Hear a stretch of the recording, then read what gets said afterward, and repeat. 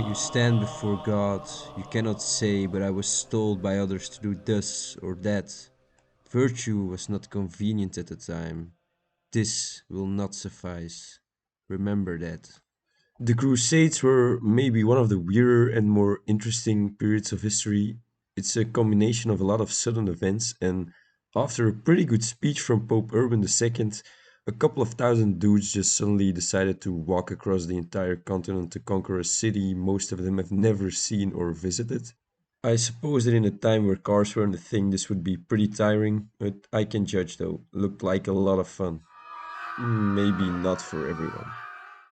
The Kingdom of Jerusalem was officially founded in 1099 after the Crusaders took over Jerusalem. The following 60 years or so were pretty good for the new power player in the Middle East, but during the 1160s, King Almeric of Jerusalem, the father of Baldwin IV, and Nur ad-Din, ruler of Syria, waged a war about the control of Fatimid-ruled Egypt.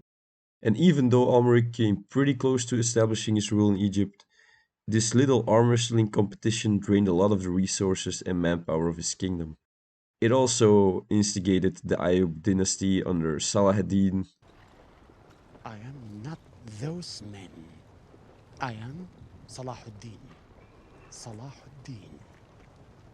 One of the most feared rulers of the Muslim world at this time, to take control of Egypt and by this encircling the entirety of the Crusader states. No, no, no, no, no, no, no! Wait! Wait! In comes our hero, Baldwin IV of Jerusalem.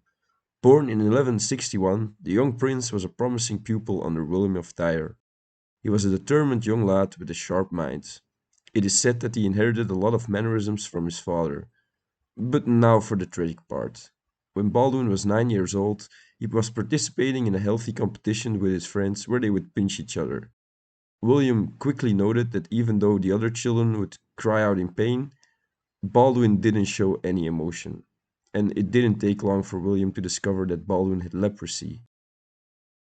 Now, this wasn't a time where leprosy was just a disease. It was said to be a curse, and had Baldwin's condition been diagnosed earlier, he would have been forced to enter the Order of Saint Lazarus, an order dedicated to knights suffering from diseases like leprosy. In 1174, Baldwin's father, King Almeric, suddenly died from dysentery, and at just the ripe age of 13 years old, Baldwin was thrust into the role of king. At 13, I had a Lego piece stuck in my nose. The kingdom was entrusted to a regent, but Baldwin quickly took charge as soon as he came of age at 15. When Baldwin was 16, a count named Philip of Alsace was partaking in a campaign in Syria along with most of the Crusader army.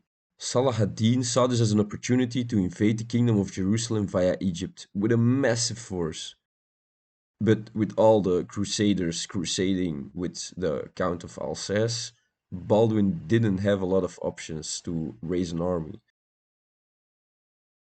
According to William of Tyre, Baldwin quickly assembled a meager force of just 375 knights to counter this move.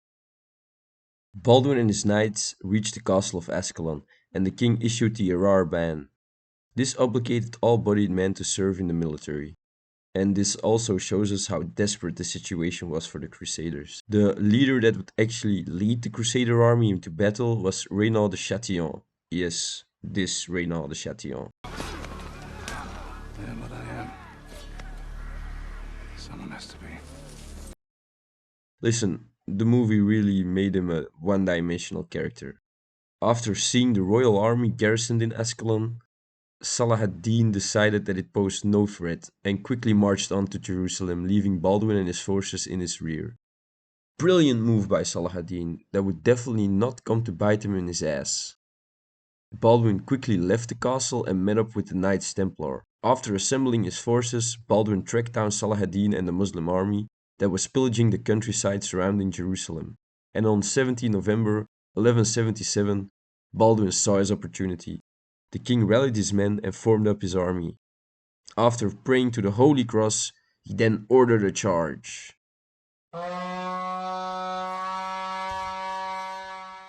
Only a fraction of the Ayyubid forces managed to form up into battle lines, while many others were still looting. The cavalry charge, led by Reynald de Chatillon, shattered the Ayyubid lines and quickly broke the formation. The battle was already lost before it began, and after this first engagement the Muslim forces quickly melted away. At 16, Baldwin won a great victory, while the odds were heavily stacked against him. It was probably this campaign that rapidly deteriorated his leprosy. The constant moving and camping in the countryside prevented the king from his usual treatments. But here we can see a glimpse of the warrior king that we know of today, because despite of the odds and his illness, he still took to battle, and even though his body was already starting to decompose, he still decided to be at the head of an army that was facing annihilation. Now, I don't know a lot of things, but what I do know is that this is truly some king material. There is one who I could follow. There is one I could call king. Soon after, he became almost totally paralyzed and blind, and he proposed to abdicate the throne. But by now he had built up such a Chad status that his noblemen overruled his proposition. Baldwin didn't have any children because of his illness, and in 1183 he appointed his nephew Baldwin V as his heir. A brilliant mind, stuck in a broken body. I think this is one of the worst fates you can wish upon someone. Baldwin's health only deteriorated further, and on March 16, 1185, at 23 years old, Baldwin IV died. After a lifetime of pain and agony, the king could finally rest. During his reign, the Kingdom of Jerusalem didn't lose any territories, and you could even say that the kingdom flourished. Now, we can only begin to imagine how the world would have looked like today if the Leper King would have lived to be 100 years old. Thank you everyone for watching this video. If you liked it, drop a like and subscribe, and I hope to see you in the next one.